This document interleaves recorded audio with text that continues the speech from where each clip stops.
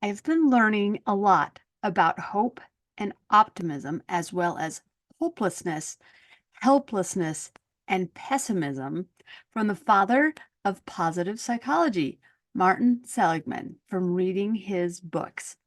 I would like to share some of my takeaways with you over the next few episodes. There is so much, way too much to include in one episode. So I've decided to make a series out of the information so we can take it a little bit at a time. I hope you find it as useful as I have in understanding myself better. I've already been able to apply it with the amazing people who are coming to me for coaching or just as advice for those that are closest to me. I sure do love learning, and I especially love learning new things that connect to other things I've learned in the past and makes what I've been applying to improve my own life feel even more true. So, here is part one of the series I'm going to call Working Through Depression by Learning Optimism. From studies done that were looking at self esteem as vaccine against all the social problems that we're facing, there have been some really interesting findings. Well, I find them very interesting. See if you agree. Now, while self esteem is important, it was actually found that it was not the most important factor. Because depression is a disorder of the I, in other words, how we view ourselves as failing in relation to the goals and dreams that you have for yourself. Because of this, when we feel we are the center of the universe, when we fail, which is bound to happen, that failure feels bigger and less forgivable than when we are part of something bigger. So, if building self esteem is not the answer to curing depression, what else can we do? There have been more studies done to look at this question. Now, without going into tons of detail about the studies, how they were conducted, and the results that they found, I'll just share with you what Dr. Martin Seligman, who is thought of as the one who began the positive psychology movement, and many of his colleagues, what they learned about doing these studies. They found that it was the change from pessimism to optimism that is at least partly responsible for the prevention of depression and its symptoms. Now, when I started learning about this, I was really sucked in. This rang so true in my heart and in my mind and in my soul. I wanted to dive in and learn all that I could. This new movement was called Learned Optimism. We can learn to do this. Those of us who suffer with depression, anxiety, or any range of this type of thinking, we can learn to be more optimistic. We are not stuck where we are. Now, depression is more than mental suffering. It's also about less productivity and worsened physical health. We need skills that translate into action. That is what I hope to do as I teach workshops with groups and work one-on-one with individuals. I have seen that applying these skills in my own life has really taught me to be more optimistic. I am changing my style of explaining life from pessimistic to optimistic, and I want to share what I've learned with you. So let's start by defining optimism, pessimism, explanatory style, and learned helplessness today. And I'll go into further detail about each one of them in other episodes of the series. But we need a place to start so we're on common ground so that as we build on what we learn, we can understand each other. You with me? Okay, let's do it. Let's start with the biggest elephant in the room, optimism. Optimists tend to believe that defeats are temporary and are only relative to one situation. They don't view defeat as being their fault. They see that a circumstance, maybe bad luck, or someone else brought about the defeat. They see it as a challenge to try harder, but not as pointing the finger at someone else and saying it was their fault. Optimism can protect you against depression. It can raise your level of achievement. It can enhance your physical well-being.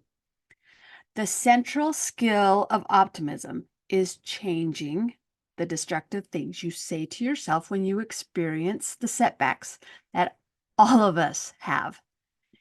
Being an optimist is not about being more selfish and self assertive or to present yourself to others in overbearing ways, but to simply learn a new set of skills that help you to talk to yourself from a more encouraging viewpoint when you encounter personal failures.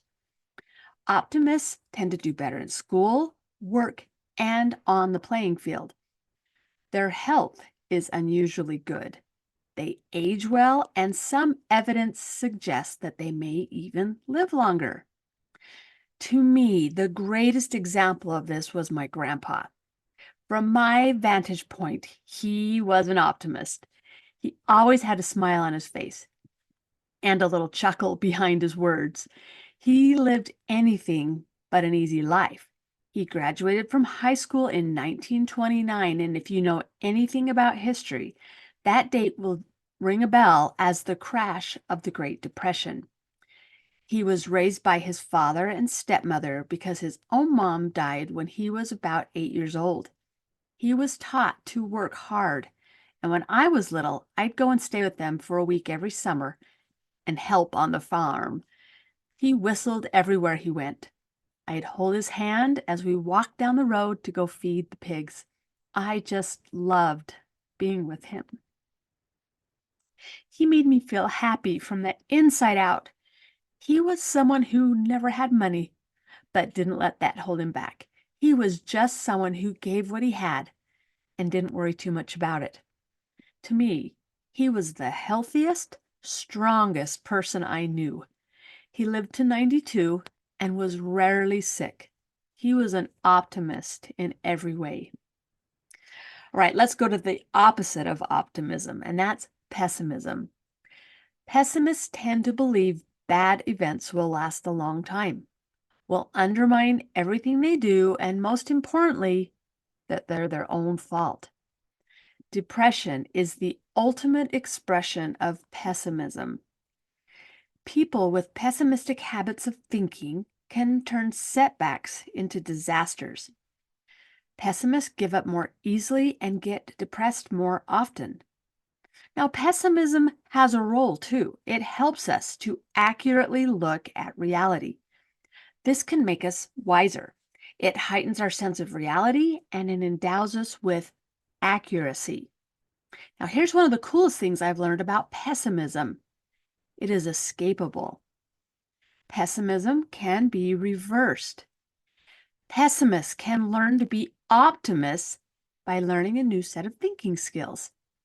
Now, my biggest takeaway in all of this I've learned about pessimism and leads me to hope is that our habit of thinking does not have to stay with us forever. Dr. Seligman said one of the most significant findings in psychology in the last 20 years is that individuals can choose the way they think. I feel like I need to put a disclaimer in here. Sometimes overcoming depression isn't as simple as changing the way you think. As someone who has been to the depths of depression and back, I know that medication is needed in some cases. Only you and your doctor can decide what is needed for you. After I received medical help and got my chemicals back in order and working correctly, I found that I was still in need of some more help. That's where learning about how you think comes in. There is more help needed to help you move out of depression. And this was the way I felt that I was finally able to get where I wanted to be back in my life. I'm urging you to open your mind, try something different, and see if it's what you're missing too. I'm here to hold your hand, teach, and support you until you feel strong enough to go it on your own. Maybe you'd like to work with me one-on-one. I'm here for you for whatever you need. Just schedule a free call with me and we'll figure out all of that out at hunkydory.com/mini mentor. Maybe listening to these podcasts will give you exactly what you need. And that makes me so happy. I hope that they do. Maybe taking one of my workshops or my main course will be what you need. Whatever you need, I'm here to help, however I can. All right, after that short little introduction of the things that I offer, let's get back into our building the foundation so that we can start learning some skills. All right, so we've talked about optimism and pessimism. Let's talk about explanatory style next. It is the manner in which you habitually explain to yourself why events happen. So there's different styles. It's the way we explain what happens in our lives. It's how we explain to ourselves why we get or don't get reinforcement for the things we do. It's the way people explain to themselves the causes of bad events. An optimistic explanatory style stops helplessness, whereas a pessimistic explanatory style spreads helplessness.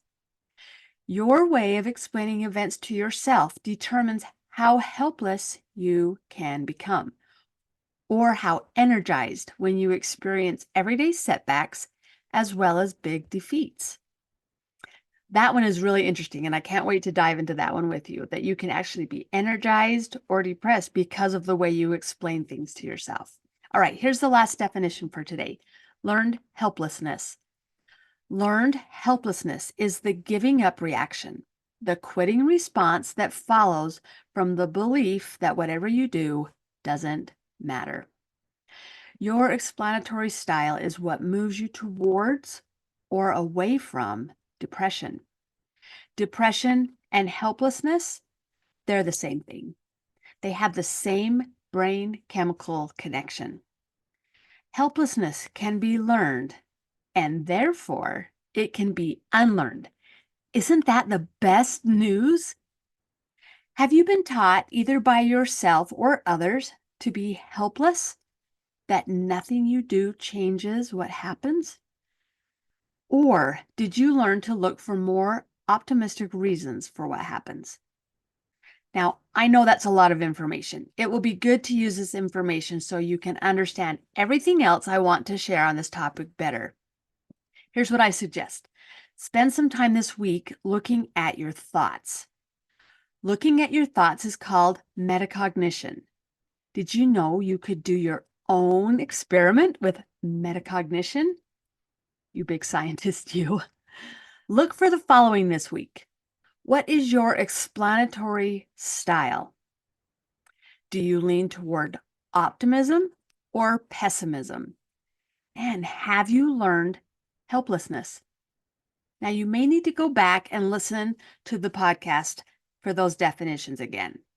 But here's a challenge for you. Do it without judging yourself. When you're asking yourself those questions, they're just questions to learn about you. Don't judge whether what you are is good or bad. It's just what is.